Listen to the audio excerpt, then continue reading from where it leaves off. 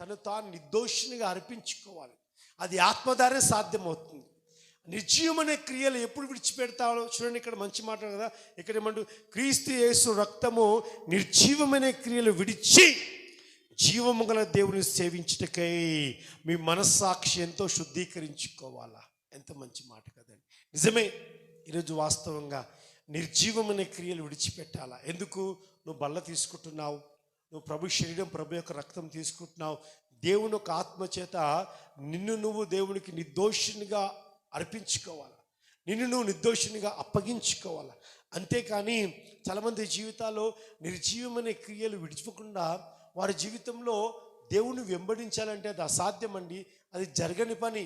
జీవము గల దేవుణ్ణి సేవించాలంటే నిర్జీవమనే క్రియలు విడిచిపెట్టాలా, నిర్జీవమనే క్రియలు పక్కన పోవాలా, నిర్జీవమనే క్రియల నుంచి నువ్వు బయటికి రావాలా.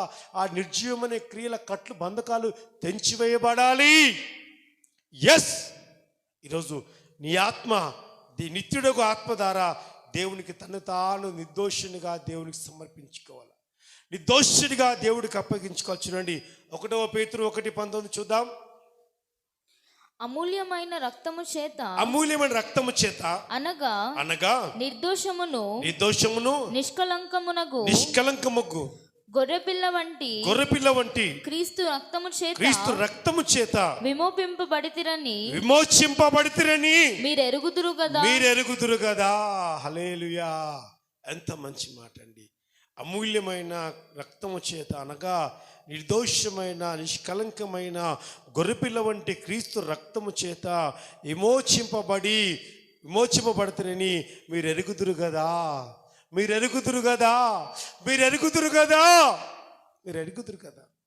ప్రియా దైవజనమా, మీరు ఎరుగుదురు కదా.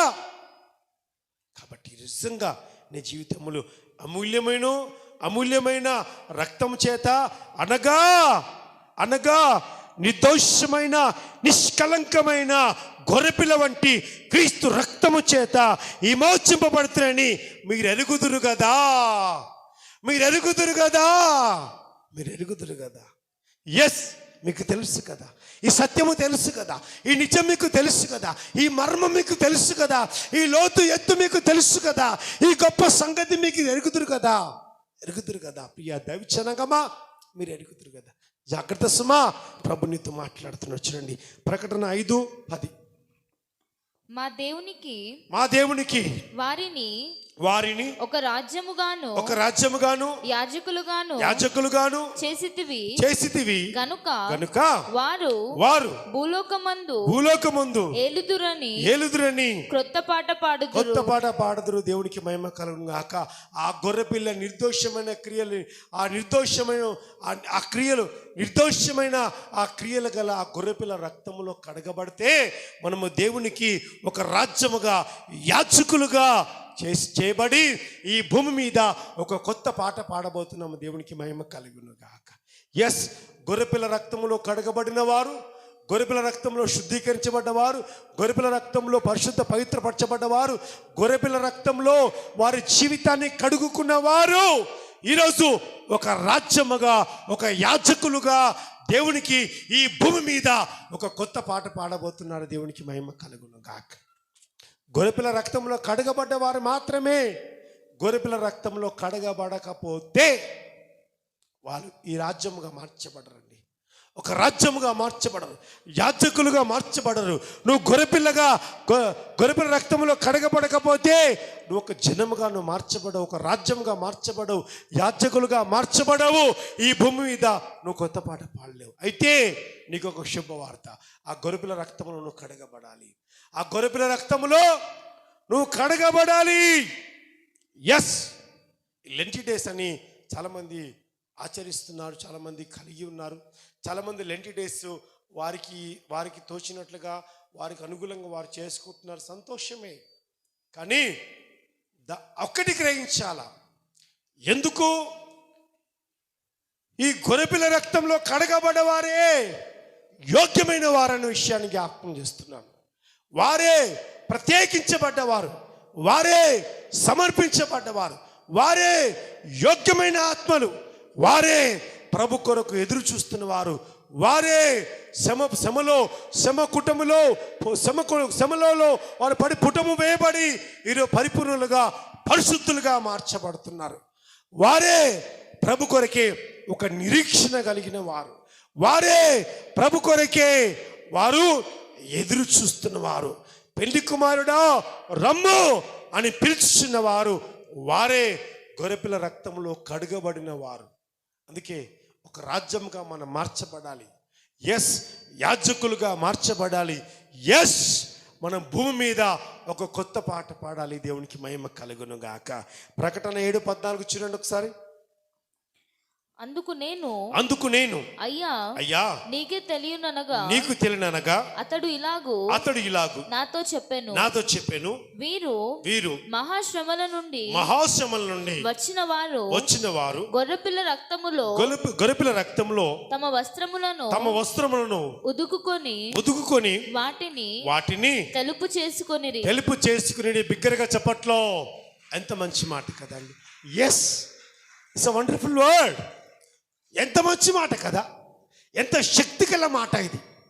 ఈ ప్రకటన 7:14 ఎంత స్పష్టంగా రాస్తున్నాడు ఇక్కడ. ఎస్ అండి, చూడండి మరొకసారి చూద్దాం ఇక్కడ.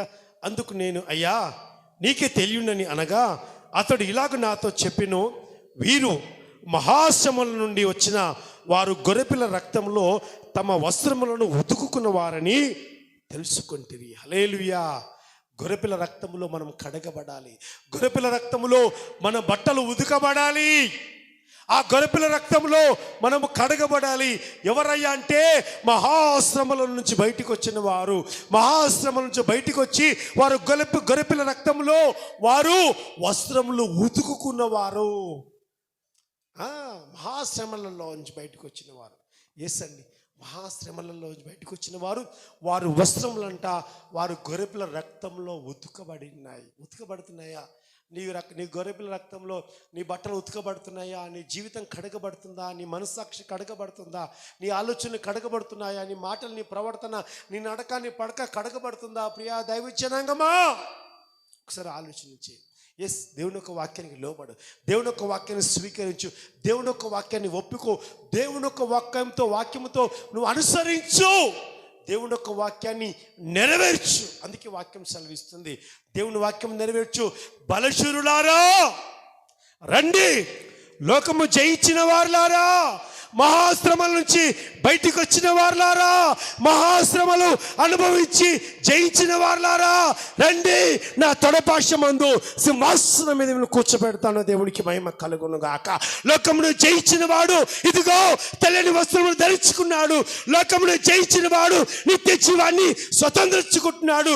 లోకము జయించిన వాడి పేరు పరలోకంలో తెల్ల రాతి మీద రాస్తానని దేవుడు స్పష్టంగా మాట్లాడుతున్నాడు. ప్రియా దైవజనంగమా, yes, today's a wonderful day. ఈరోజు ఒక అద్భుతమైన రోజు, ఈరోజు ఒక శక్తివంతమైన రోజు, ఈరోజు పరిపూర్ణమైన రోజు. ఈరోజు నీ జీవితానికే ఒక మార్పు, ఈరోజు నీ జీవితానికే ఒక విడుదల రోజు. దేవునికి మహిమ కలుగును గాక. పాపపు కట్లు తెగిపోయే రోజు, శాప బంధకాలు తెగిపోయే రోజు, నీ మీద నుంచి చీకటి తొలగిపోయే రోజు, నీ మీద నుంచి అంధకారము తొలగిపోయే రోజు. ఈరోజు నీ మీద ఏ పాపం అయితే పరిపాలన చేస్తుందో ఆ పాపం బలం విరిగిపోయి ఆ పాపము పాతాళములో చితక కొట్టబడి నిర్దోషిగా నిందారహితుడిగా ఆ శ్రమల గుండా వచ్చిన నువ్వు ఈరోజు గొర్రెపిల్ల రక్తములో తెల్లని వస్త్రములు ఉతుక్కున్నట్టయితే దేవుని నామానికి మహిమ కలుగును గాక. ఎస్, మంచి మాట, చక్కని మాట. చూడండి మరొక మాట, ప్రకటన 12:11. వారు అందరు తీయండి. ప్రకటన 12:11. వారు గొర్రెపిల్ల రక్తమును బట్టి తామిచ్చిన సాక్ష్యమును బట్టి వారిని జయించి ఉన్నారు గాని మరణము వరకు తమ ప్రాణములను ప్రేమించిన వారు కారు. గట్టిగా చెప్పట్లో. ఎస్, ఎంత మంచి మాట. వింటున్నావా? శుభవార్త వింటున్నావా? మర్మము. వింటున్నావా? అభిషేకంతో కూడిన మాట వింటున్నావా? ఆత్మ పలుకుచున్న మాట వింటున్నావా? నిత్య జీవానికి పరిపూర్ణమైన మాట దేవుడికి మహిమ కలుగును గాక. ఎస్, దేవుడు నేరుగా నీతో మాట్లాడుతున్నాడు, సూటిగా మాట్లాడుతున్నాడు. ఈరోజే నీ మనోనేత్రాలు వెలిగించబడాలి. ఈరోజు నీ అంతరంగం పొందిన పురుషుడు బలపరచబడాలి. ఈరోజే ఒక నూతన సృష్టిగా నువ్వు మార్చబడాలి. ఈరోజే నీతి సూర్యుడు నీపైన ఉదయించబడాలి. దేవునికి మహిమ కలుగును గాక. ఎంత మంచి మాట, ఎంత చక్కని మాట. వారు గొర్రెపిల్ల రక్తమును బట్టి తామిచ్చిన సాక్ష్యమును బట్టి వారిని జయించిన వారు కానీ మరణము వరకు తమ ప్రాణమును ప్రేమించిన వారు కారు. ఎస్, నీ ప్రాణమును ప్రేమించడం కాదు బిడ్డ, ప్రాణమును ప్రేమించడం కాదు. ఎస్, అందుకే భక్తుడు అంటున్నాడు, నా ప్రాణమా యెహోవాను సన్నతించుము, నా అంతరంగం సమస్తమా ఆయన చేసే ప్రకారం దేనిని మరవకమంటున్నాడు. ఈరోజు మన జీవితాలు, ఎందుకంటే వారు గొర్రెపిల్ల రక్తమును బట్టి తామిచ్చిన సాక్ష్యం బట్టి వారిని జయించిన వారు కానీ మరణము వరకు తమ ప్రాణములను ప్రేమించిన వారు కాదు. ఎస్, ఈరోజు లోకము జయించావు, పాపము జయించావు, అంధకారము జయించావు, దుష్టత్వము జయించావు. ఎలా జయించావు? నీ తెలివిని బట్టి కాదు, నీ బలమును బట్టి కాదు, నీ డబ్బును బట్టి కాదు, నీ ఆస్తిని బట్టి కాదు సుమా. గొర్రెపిల్ల రక్తమును బట్టి జయించినావు. గొర్రెపిల్ల రక్తమును బట్టి ఈరోజు నువ్వు జయించినావన్న ఆ సత్యాన్ని మరొకసారి మీకు జ్ఞాపకం చేస్తున్నాను. చూడండి ఎంత మంచి మాట. అంతవరకు తమ ప్రాణములను ప్రేమించిన వారు కారు. అవసరమైతే సాక్షులుగా మారారు. అవసరమైతే ప్రభు కొరకు ప్రాణాలు సైతము లెక్క చేయని వారు అన్న మాటను మరొకసారి జ్ఞాపకం చేస్తున్నాను. మత్తయి 26:28. ఇది నా రక్తము, ఇది నా రక్తము అనగా అనగా పాప క్షమాపణ నిమిత్తము అనేకుల కొరకు చిందింపబడుచున్న నిబంధన రక్తము. హల్లెలూయా. రెండు చేతుల పైకెత్తి బిగ్గరగా హల్లెలూయా, హల్లెలూయా, హల్లెలూయా. అందరి మాట నాతో చదవండి దయచేసి. ఇది నా రక్తము అనగా పాప క్షమాపణ నిమిత్తము అనేకుల కొరకు చిందించబడుచున్న నిబంధన రక్తము. కొత్త నిబంధన. హల్లెలూయా. ఎంత మంచి మాట అండి. ఇక్కడ ఏమంటున్నాడు? ఇక్కడ స్పష్టంగా మాట్లాడుతున్నాడు. ఎందుకంటే ఆయన రక్తము అనేకుల కొరకు చిందించబడింది. అది నిబంధన రక్తం, అది నిబంధన రక్తము, అది నిబంధనతో కూడిన రక్తము. అది సాదాసీదా రక్తం కాదు. ఏదో నీ రక్తం నా రక్తం లాంటి కాదు, ఏదో జంతువుల రక్తం లాంటిది కాదండి. అది నిజంగా నిబంధన రక్తము. దాంట్లో నిబంధన ఉన్నది, దాంట్లో క్రమం ఉన్నది, దాంట్లో పరిపూర్ణత ఉన్నది, దాంట్లో జయం ఉన్నది, దాంట్లో శాంతి ఉన్నది, దాంట్లో నెమ్మది ఉన్నది, దాంట్లో బలం ఉన్నది, దాంట్లో పునరుత్థానపు యొక్క శక్తి ఉన్నది, దాంట్లో పరిశుద్ధాత్మ శక్తి ఉన్నది. అదే ఈరోజు మన యొక్క పాప క్షమాపణ నిమిత్తమే చిందించబడ్డ నిబంధన రక్తము. దేవునికి మహిమ కలుగును గాక. నిబంధన ధ్వని, అది నిబంధన గల రక్తము, అది నిబంధన గల రక్తము. అది ఉత్తత రక్తం కాదు, అది ఉత్తత రక్తం కాదు. ఇప్పటికీ మరికొందరు యేసు రక్తాన్ని చాలామంది పరిశోధన చేస్తే ఇంకా యేసు రక్తం జీవంగా ఉందంట, దాంట్లో జీవం ఉన్నదంట. కాబట్టి ప్రియా దైవజనంగమా గమనించండి, దేవుడితో మాట్లాడుతున్న మాట చాలా జాగ్రత్తగా ఆలకించు సుమా. అది నిబంధన రక్తము, అది విమోచింపబడిన రక్తం. అది చూడండి 1 యోహాను 1:7 చూద్దాం. అయితే 1 యోహాను చేయండి, 1 యోహాను 1:7. అయితే ఆయన వెలుగులోనున్న ప్రకారము మనమును వెలుగులో నడిచిన ఎడల మనము అన్యోన్య సహవాసము గలవారమై ఉందుము. అప్పుడు ఆయన కుమారుడైన యేసు రక్తము ప్రతి పాపము నుండి మనలను పవిత్రులుగా చేయును. గట్టిగా చప్పట్లో బిగ్గరగా దేవునికి మహిమ కలుగును గాక. ఎంత మంచి మాట. అయితే ఆయన వెలుగులో ఉన్న ప్రకారము మనమును వెలుగులో నడిచిన యెడల మనము అన్యోన్య సావాసం గల వారమై, అప్పుడైతే ఆయన కుమారుడైన యేసు క్రీస్తు రక్తము పాపం నుండి మనల్ని పవిత్రులుగా చేస్తుంది. దేవుడికి మహిమ కలుగును గాక. ఆయన రక్తము ఈరోజు మనను అన్యోన్య సావాసం గల వారిగా చేస్తూ ఉంది, ఒక ఐక్యత గల వారిగా చేస్తూ ఉంది, ఒక పరిపూర్ణముల వారిగా చేస్తూ ఉంది అన్న విషయాన్ని జ్ఞాపకం చేస్తున్నా. చూడండి మరొక మాట, హెబ్రీ 13:20 చూసుకుందాం. గొర్రెల గొప్ప కాపరి అయిన యేసు అను మన ప్రభువును నిత్యమైన నిబంధన సంబంధమగు రక్తమును బట్టి మృతులలో నుండి లేపిన సమాధానకర్తకు దేవుడు. హల్లెలూయా చెప్పాలి హల్లెలూయా హల్లెలూయా. ఏమంటున్నాడండి? మంచి మాట. గొర్రెల కాపరి అయిన యేసు అన్న మన ప్రభు అయిన నిత్యమైన నిబంధన సంబంధమగు రక్తమును బట్టి మృతుల నుండి లేపిన సమాధానకర్తయగు దేవుడు. ఎంత మంచి మాట, ఎంత మంచి మాట కదండి, ఎంత చక్కని మాట. గొర్రెల కాపరి అయిన యేసు మన ప్రభు అయిన నిత్యమైన నిబంధన సంబంధమగు గొర్రెపిల్ల రక్తము మృతుల నుండి లేపిన వాని సమాధానకర్తగు దేవుడు. ఇంతకంటే గొప్ప ఆధారం ఏం కావాలి? ఇంతకంటే గొప్ప సూచన ఏం కావాలి? ఇంతకంటే గొప్ప మర్మం ఇంకేముంది? ఇంతకంటే గొప్ప మర్మమే లేదు. ఇంత గొప్ప శ్రేష్టమైన ఉన్నతమైన అభిషేకంతో కూడిన మాట మన చరిత్ర నిబంధన రక్తం. అది నిబంధన రక్తం. అది మరొకసారి జ్ఞాపకం చేస్తున్నాం. చూడండి కొలసీల రాష్ట్ర పత్రిక 1:20 చూసుకుందాం.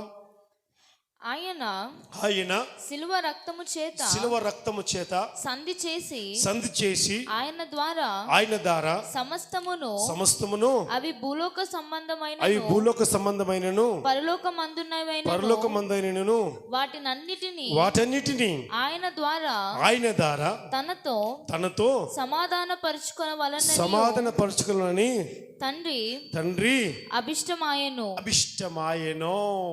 వావ్, ఎంత మంచి మాట కదండి. ఈ మాటలు చదువుతూ ఉంటే నా ఆత్మ పురిగొల్పబడుతూ ఉంది, నా ఆత్మ మండుతూ ఉంది. ఈ మాటలు చదువుతూ ఉంటే లెక్కలేనంత ఆనందం, లెక్కలేనంత సంతోషం కలుగుతూ ఉంది. ప్రియా దైవజనమ్మ, ఇంత మంచి మాటలు ఏ గ్రంథంలో దొరకవు, ఎక్కడ దొరకవు. కొన్ని కోట్లు పెట్టినా దొరకవు. పరిశుద్ధ గ్రంథంలో, ఈ పవిత్ర గ్రంథంలో దీంట్లో రాయబడ్డ మాటలు అది జీవముతో సమాధానం బిడ్డ, జీవంతో సమాధానం. నిజంగా నీ జీవితంలో యేసు క్రీస్తు నీకు సొంతమైందంటే నువ్వు ఎంత గొప్ప ధన్యుడవో ధన్యుడలో ఒకసారి ఆలోచించు. ఎవరు లెక్క చేయని జీవితాన్ని దేవుడు లెక్క చేస్తాడు. అందరూ తోసివేసిన జీవితాన్ని దేవుడు నేను ఆదరిస్తున్నాడు. అందరూ వద్దనుకునే జీవితాన్ని దేవుడిని కావాలనుకున్నాడు కదా. అందరూ అంటే దేవుడు ముద్దు పెట్టుకుంటున్నాడు. నిజంగా ఎన్నో విషయాలు ఓడిపోయిన నువ్వు ఈరోజు దేవుడికి జయమిస్తున్నాడు. ఎన్నెన్నో కోల్పోయిన నీకు దేవుడు మళ్ళా తిరిగి ఇస్తుంటున్నాడు. ఎంత గొప్ప ధన్యత కదా, ఎంత గొప్ప జీవితము. అర్థం లేని జీవితానికి దేవుడు అర్థం చూపిస్తూ ఉన్నాడు. అర్థం లేని జీవితానికి అర్థం చూపించి నీ జీవితాన్ని సరి చేసుకోమంటున్నాడు. ఈరోజు నిజంగా నీ జీవితం ఎంత శ్రేయస్కరం ఒకసారి ఆలోచన చేయి. ఒకనాడు ఏముండే నీ జీవితం, ఒకనాడు ఎట్లుండే నీ జీవితము, ఒకరోజు ఎట్లుండే నీ జీవితం ఒకసారి ఆలోచన చేయి. పాపపు యొక్క స్థితిలో ఎట్లుండే ఒకసారి ఆలోచించి. ఎంత మంచి మాట మాట్లాడుతుంది ఇక్కడ. ఆయన శిలువ రక్తము చేత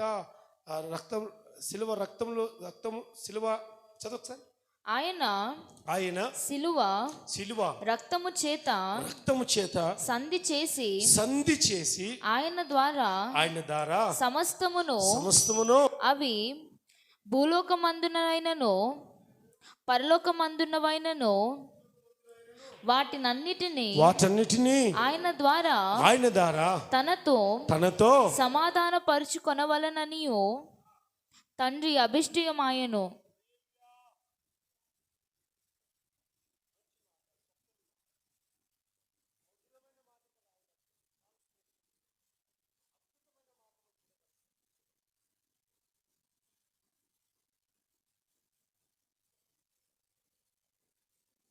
మంచి మాట కదా, చక్కని మాట.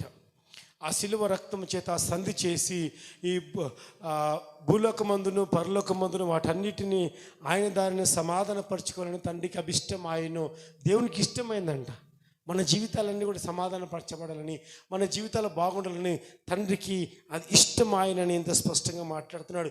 ఎబ్రీ 10:19 చూసుకుందాం. సహోదరులారా, యేసు మన కొరకు ప్రతిష్ఠించిన మార్గమున అనగా నూతనమైనది జీవము గలదియు ఆయన శరీరమును తెర ద్వారా ఏర్పరచబడినదైనను మార్గమున ఆయన రక్తము వలన పరిశుద్ధ స్థలమందు ప్రవేశించుటకు మనకు ధైర్యము కలిగి ఉన్నది గనుకను దేవుని ఇంటిపైన మనకు గొప్ప యాజకుడు ఉన్నాడు గనుక గట్టిగా చెప్పట్లు కొడదాం.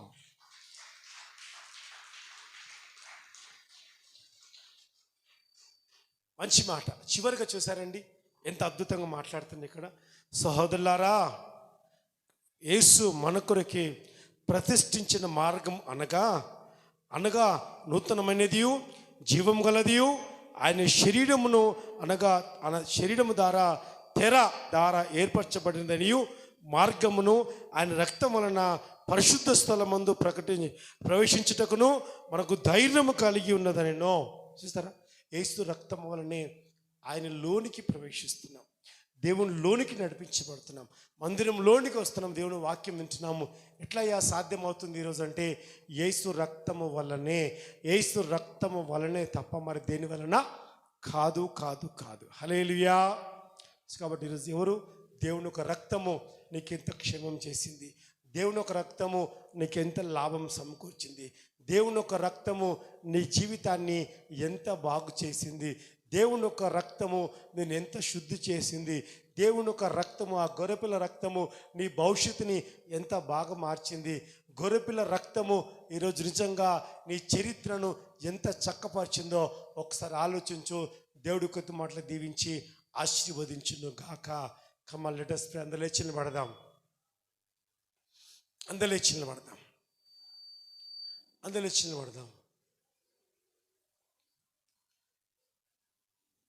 Yes lord. అందలేచి నిలబడదాం. ఎగురుతున్నది విజయ పతాకం. అందలేచి నిలబడదాం. అమ్మ 2 చేతులు పైకెత్తుదాం అందరం కూడా. ఈరోజు గొర్రెపిల్ల రక్తం నీకు క్షేమం చేసింది, గొర్రెపిల్ల రక్తమే ఈరోజు నీకు ఆధారమైంది బిడ్డ. Yes Holy Spirit, so the glory to God. అందరి చేతులు పైకెత్తుదాం. అందరి చేతులు పైకెత్తుదాం. గొర్రెపిల్ల రక్తము ఎంత శ్రేయస్కరమో, గొర్రెపిల్ల రక్తం